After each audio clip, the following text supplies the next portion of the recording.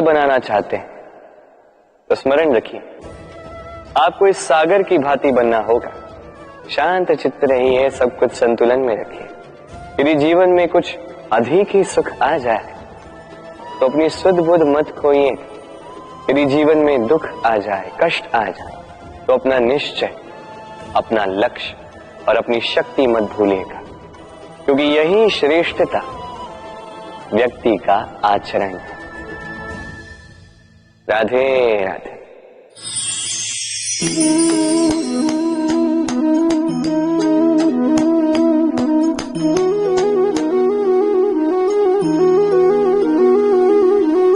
आप सोच रहे होंगे कि मैं कर क्या रहा। मैंने सुना कि चट्टानों में जो है रत्न पाए जाते, वही ढूंढ रहा था। तो देखिए कैसी विचित्र बात है।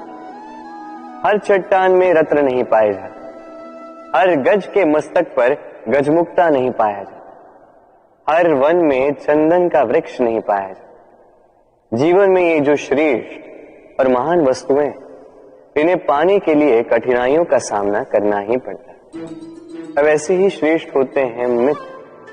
अत्यंत श्रेष्ठ यदि सही मित्र मिले तो आपको जीवन में कई सारे लोग मिलेंगे, बड़ी मीठी मीठी बातें करेंगे, किंतु यदि कोई ऐसा जीवन में आए जो आपके हित के विषय में सोचे, आपके हित के विषय में कार्य करे, तो उसे कहीं मत जाने दीजिए। उन्हें अपने जीवन में सहेज कर, फिर देखिए आपके जीवन में सुख ही सुख हो। राधे राधे। देखो तो ये संसार कितना सुंदर है, किंतु वास्तविक सत्य ये है कि इस संसार में सब कुछ नश्वर है। जो कल था वो आज नहीं है, जो आज है वो कल नहीं था, और जो आज है वो कल भी नहीं होगा। प्रत्येक व्यक्ति अपने अपने समय पर काल को प्राप्त हो जाता है। इस रूप का नाश करता है बुढ़ापा, प्राणों का नाश करती है मृत्यु, आलस्य, ईर्ष्या धर्म का नाश करते हैं, और क्रोध संबंध का नाश करता है। किंतु एक ऐसा भाव है जो अकेला ही सारे गुणों का नाश करने में सक्षम है, और वो है अभिमान। इसलिए ज्ञान को स्वयं के पास आने दीजिए, किंतु अभिमान को कदापि नहीं, क्योंकि यदि ये अभिमान आपके पास आ गया तो जीवन में जो कुछ भी आपने अर्जित किया है, चाहे वो गुण हो, चाहे वो धन हो, चाहे वो मित्र हो, चाहे वो आनंद, सबका नाश हो जाएगा। राधे राधे। इस पुष्प को देख रहे हैं, कितना सुंदर खिला हुआ है ये पुष्प, और इसका कारण क्या है आप जानते हैं? ये पुष्प नहीं जानता कि कल इसके साथ क्या होने वाला, और ना ही ये पुष्प जानना चाहता है। ये नहीं जानता कि कल ये किसी सुंदरी की केस सज्जा में लगेगा या किसी अर्थी पर शोक का प्रतीक बनेगा। ये जीता है तो केवल आज, केवल वर्तमान, और इसीलिए स्वयं भी महकता है, दूसरों को भी महकाता है। स्मरण रखिएगा, सुखी जीवन का मूल मंत्र यही है, ना जीवन की चिंता, ना मृत्यु का भय। जो है वर्तमान, इसी वर्तमान को जिए, इसी वर्तमान को भोगे, और इसी वर्तमान में अपना आनंद ढूंढे। स्वयं सुखी रहे और सबको सुखी करे। राधे राधे। चलिए आपसे एक प्रश्न पूछता हूं, स्वर्ण और लोहे में अंतर क्या है? अब अधिकतर लोगों का उत्तर यही होगा कि स्वर्ण बहुमूल्य है। स्वर्ण का मूल्य लोहे से कहीं अधिक उचित है, किंतु हमें यह बात नहीं भूलनी चाहिए कि स्वर्ण हमारे श्रृंगार का कार्य करता है, हमें तनिक और सुंदर दिखाता है। दूसरी ओर लोहा उन सैनिकों की ढाल और तलवार बनकर रक्षा करता है जो सैनिक हमारे प्राणों की रक्षा करते हैं। ये सैनिक नहीं तो हमारे प्राण।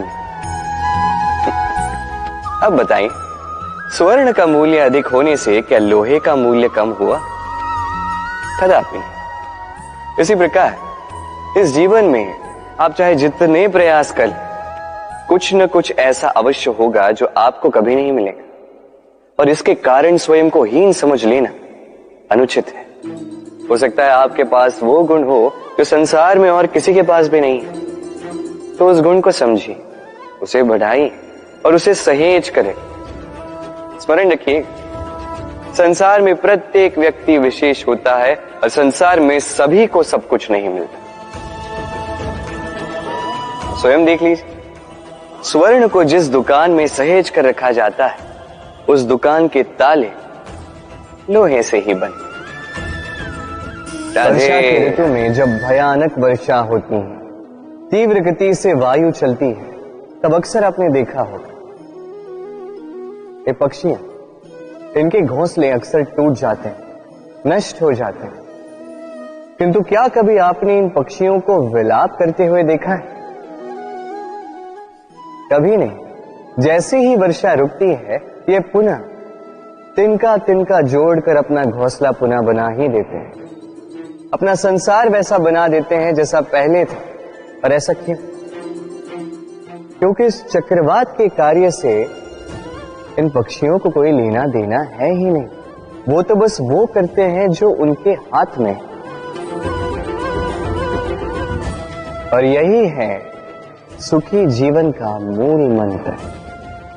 जो आपके वश में नहीं, उस पर विलाप करके कोई लाभ नहीं होगा। अपना ध्यान केवल उस पर केंद्रित कीजिए जो आपके वश में। जो बदल चुका है उसे कदाचित आप बदल नहीं सकते, किंतु जिसे आप बदल सकते हैं उस पर ध्यान केंद्रित कीजिए। इस जीवन में तनिक सकारात्मक बन जाइए, देखिए सब शुभ होगा। राधे राधे। मनुष्य सदैव विश्वास करता है ऊपर उठने में, ऊंचा और ऊंचा उठने में, किंतु वास्तविकता तो यह है कि जब तक शिखर को स्पर्श नहीं करोगे, ऊपर उठने में आनंद नहीं आएगा।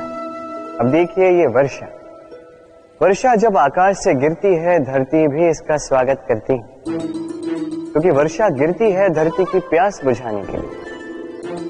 वर्षा आती है तो वन उपवन झूम उठते हैं, मोर पपी है नाचते हैं, गाते हैं। इसलिए नहीं कि वर्षा गिरी, इसलिए कि वर्षा उस भाव से गिरी। अब उसी स्थान पे यदि आकाश से कड़कती हुई बिजली धरती पर गिरे तो प्रकृति भयभीत हो जाती है। अर्थात ये भाव अत्यंत महत्वपूर्ण है। सर्वप्रथम इस भाव को देखिएगा, और यदि इस भाव में सृजन है तो समझ लीजिए सब कुछ शुभ ही होगा। राधे राधे।